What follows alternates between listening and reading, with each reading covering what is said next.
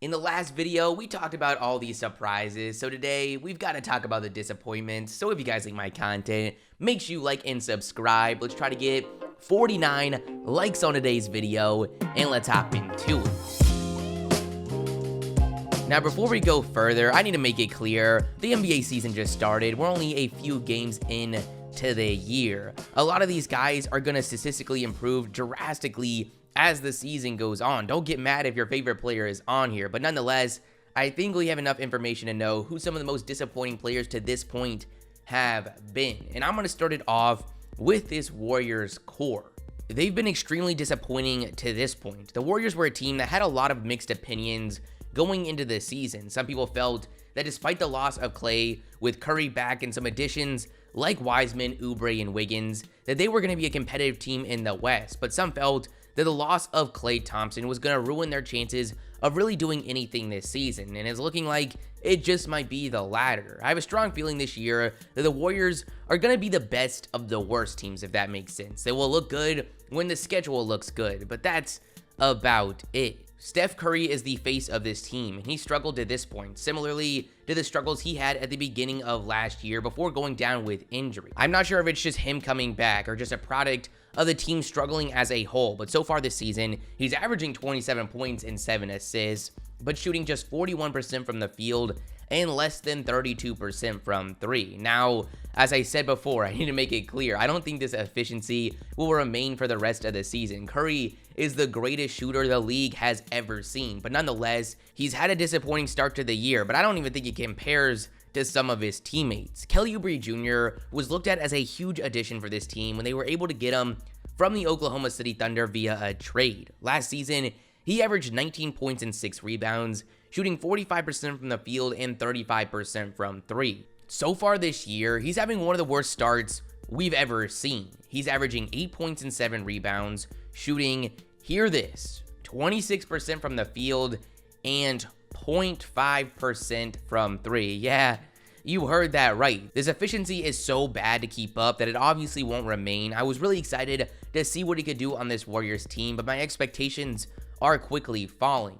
Then you've got Andrew Wiggins, who's a guy that's been heavily criticized for basically every year he's been in the league, maybe aside from his rookie season. It was a pretty common belief that going into this season in a more competitive scenario that emphasizes spacing, like the Golden State Warriors, that Wiggins would have a surprising year, but it doesn't look like that's going to be the case. So far, he's averaging 18 points and 6 rebounds, shooting 37% from the field and 43% from 3. He looks like that same Andrew Wiggins we know. Yes, that three-point shooting obviously looks great, but that's only because of one recent performance against Detroit where he went 5 for 8. So there's no getting around the fact that this core has been extremely disappointing, but I'm fine with people being hopeful. This is a new group of guys, and Draymond Green has been out with injury to this point. Maybe as the season goes on, this team can start to click. Next, I want to mention a guy from the 2017 draft that didn't get a contract this summer, so he's in the last year of his deal and needs to prove himself, and that's going to be Lonzo Ball. I feel like every single year he's in one of these videos, whether that's due to surprising or disappointing. This past offseason, the Pelicans did not come to an agreement with Lonzo on a contract extension. For all we know, there wasn't even an offer made. Nothing was reported to my knowledge on this situation. So this season is huge for him. If he wants a big deal, he has a lot to prove. This past year, he showed some improvements, especially shooting, but I think his bubble performance really caused the Pelicans to be patient with giving him a long-term deal. To start this season, it hasn't been great. He's averaging 11 points, 4 rebounds, and 4 assists, shooting 37% from the field and 29% from 3. Now, there are some things they take in consideration. First off, he's having to deal with this weird backcourt fit in Eric Bledsoe, and he's decided to switch his shooting form slightly yet again. But I think the most disappointing thing for him to this point is that not much has changed. He's not getting to the basket. He's not getting to the free throw line. These are the things that have to change this season. I really hope he can turn things around going forward. Next, I want to talk about the Raptors core. The pressure is on this team right now. They just dished out contracts to Fred VanVleet and OG Anunoby. There's not many available opportunities going forward, or as many as people might have thought. Yes, if they don't give Lowry a new deal and decline the team option on Baines, they could bring in a max or close to max player. But for the most part, the championship hopes are in this core's hands. You've got Pascal Siakam, who was approaching superstar status last year, a season removed from winning Most Improved. It really felt like this year could be the year he really went to the next level, but it hasn't looked like that just yet. In 3 games so far, he's averaged 18 points, shooting 39% from the field and 33% from 3. He's also fouled out of 1 game and had 5 fouls in another. By no means am I saying Siakam is going to have a bad year. It's just disappointing so far given the responsibility he has on this team, a team with pretty high expectations. Then you've got Fred VanVleet, who they just gave the bag to in the hopes he can take on a bigger role in this offense given where Kyle Lowry's situation is, both in terms of his career and contract. He has never been a really efficient player, but to start the season, he struggled, averaging 15 points, shooting 36% from the field and 32% from 3. Yes, these guys are gonna pick it up, but this is an early season disappointments video, and there's a reason this team is 0-3 to start the year. Next up is RJ Barrett. Barrett was the 3rd overall pick last season, and despite displaying some solid potential, it was pretty underwhelming. I really felt we were going to see big improvements out of him this season, and it looked like that was going to be the case after the first game.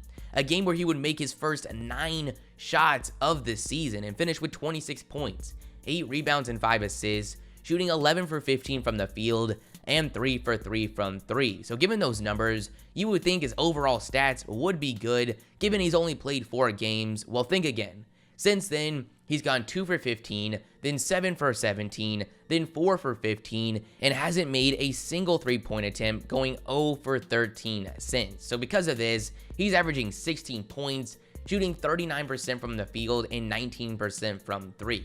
I really hope we see more of that RJ Barrett we saw in the first game. With what he can bring outside of scoring, his upside is so high. It just looks like we have a ways to go from seeing that transcendent talent we thought he was coming out of high school and college. Now we've got to talk about Russell Westbrook. I was really excited to see what this Wizards team would do with this addition.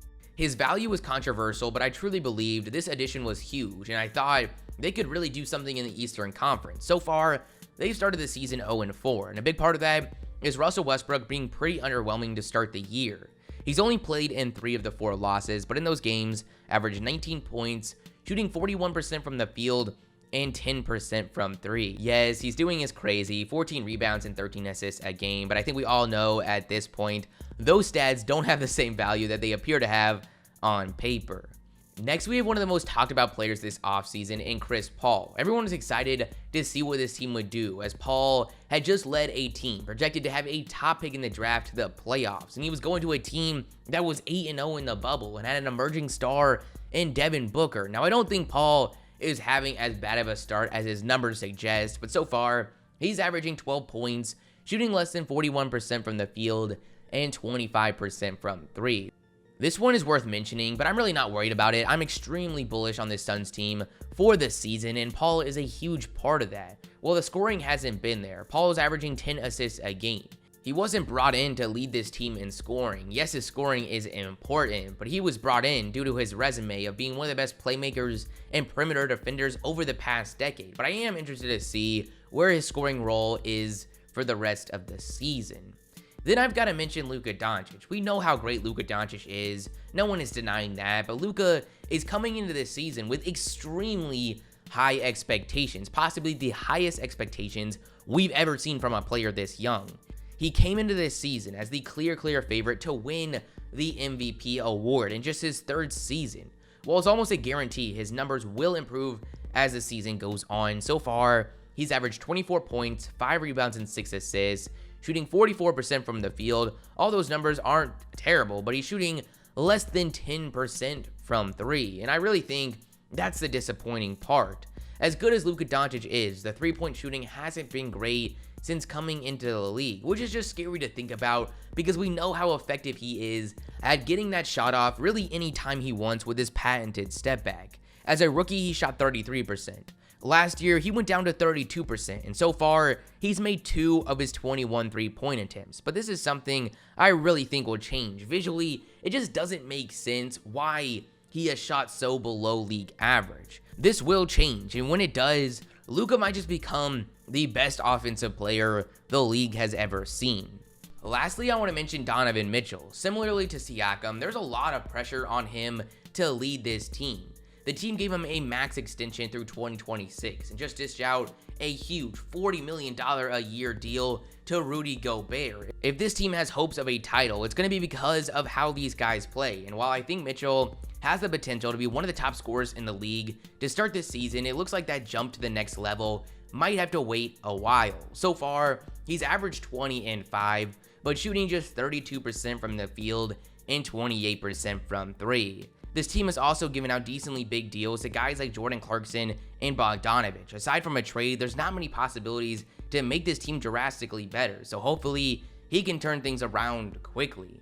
But that's the video, guys. I want to know your guys' thoughts in the comments below. If you liked the video, make sure you like and subscribe. And the shoutouts are gonna be George, Rock, Chunky, Jackson, and Kubrick. If you guys want to shout out in the next video, all you have to do is like the video, comment liked, or rep notification squad, and I'll shout 5 you guys out. With all that being said, hope you guys have a great day, and peace.